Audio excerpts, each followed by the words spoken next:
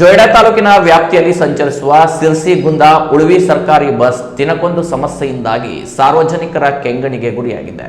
ಕಂಡಲ್ಲಿ ನಿಲ್ಲುವ ಈ ಬಸ್ ವಾರದಲ್ಲಿ ಕನಿಷ್ಠ 3 ದಿನಗಳ ಕಾಲ ರಸ್ತೆ ಬದಿಯಲ್ಲೇ ಕೆಟ್ಟು ನಿಲ್ಲುವುದರಿಂದ ಪ್ರಯಾಣಿಕರು ಸಂಕಷ್ಟ ಅನುಭವಿಸುವಂತಾಗಿದೆ.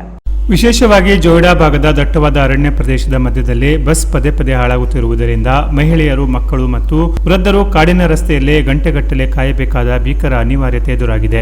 ಸರ್ಕಾರ ಮಹಿಳೆಯರಿಗೆ ಉಚಿತ ಬಸ್ ಪ್ರಯಾಣ ಸೌಲಭ್ಯ ನೀಡಿದ್ದರೂ ಸರಿಯಾದ ಸಮಯಕ್ಕೆ ಮತ್ತು ಸುಸ್ಥಿತಿಯಲ್ಲಿರುವ ಬಸ್ ಒದಗಿಸದಿದ್ದರೆ ಈ ಫ್ರೀ ಬಸ್ ಸೌಲಭ್ಯದಿಂದ ಯಾವುದೇ ಉಪಯೋಗವಿಲ್ಲ ಎಂದು ಸ್ಥಳೀಯ ಮಹಿಳೆಯರು ಹಾಗೂ ಸಾರ್ವಜನಿಕರು ತೀವ್ರ ಅಸಮಾಧಾನ ವ್ಯಕ್ತಪಡಿಸಿದ್ದಾರೆ.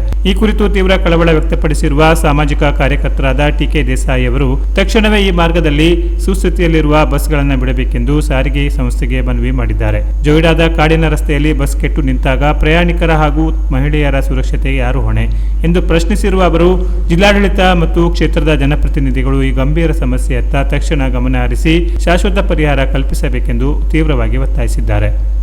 ಇವತ್ತು ನಾವು ಯಲ್ಲಾಪುರ ಬಸ್ ಬರ್ತಾ ಇದ್ದೆವು.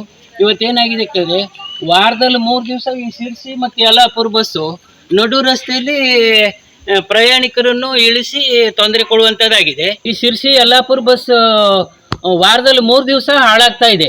ಜನರಿಗೆ ಇದರಿಂದ ತೊಂದರೆ ಆಗ್ತಾ ಇದೆ. ಘನ ಸರ್ಕಾರ ಉತ್ತಮ ಬಸ್ಸನ್ನಾರು ಜನರಿಗೆ ನೀಡಲಿ ಅಂತೇಳಿ ನಾನು ಈ ಸಂದರ್ಭದಲ್ಲಿ ಆಗ್ರಹಿಸ್ತಾ ಇದ್ದೇನೆ. ಈಗ ಇಷ್ಟೆಲ್ಲ ಟ್ಯಾಕ್ಸ್ ಕಟ್ಟಿ ಜನರ ದುಡ್ಡು ಫೋಲ್ ಆಗ್ತಾ ಇದೆ. ಏನು ನೋಡಿದ್ರೆ ರಸ್ತೆ ಸರಿ ಇಲ್ಲ. ಅಟ್ಲೀಸ್ಟ್ ಬಸ್ಸನ್ನು ಕಂಡೀಷನ್ ಇಡಿ, ಉತ್ತಮ ಬಸ್ಸನ್ನು ನೀಡಬೇಕು ಅಂತೇಳಿ ನಾನು ಈ ಸಂದರ್ಭದಲ್ಲಿ ಹೇಳ್ತಾ ಇದ್ದೇನೆ. ವಾರದಲ್ಲಿ 3 ದಿವಸ ಈ ಬಸ್ ಹಾಳಾಗ್ತಾ ಇದೆ. ಒಳ್ಳೆ ಬಸ್ಸನ್ನು ಕೊಡುವ ಯೋಗ್ಯತೆ ಸರ್ಕಾರಕ್ಕಿಲ್ವಾ?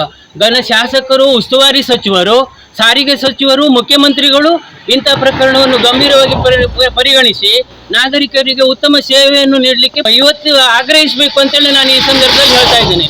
ನೂರಾರು ಮಹಿಳೆಯರು, ಮಕ್ಕಳು ನಡು ರಸ್ತೆಯಲ್ಲಿ ಕಾಡಿನ ಮಧ್ಯದಲ್ಲಿ ಇದ್ದಾರೆ. ಇಲ್ಲಿ ಕೆನರಾ ಪ್ಲಸ್ ನ್ಯೂಸ್, ಜೊಯ್ಡಾ.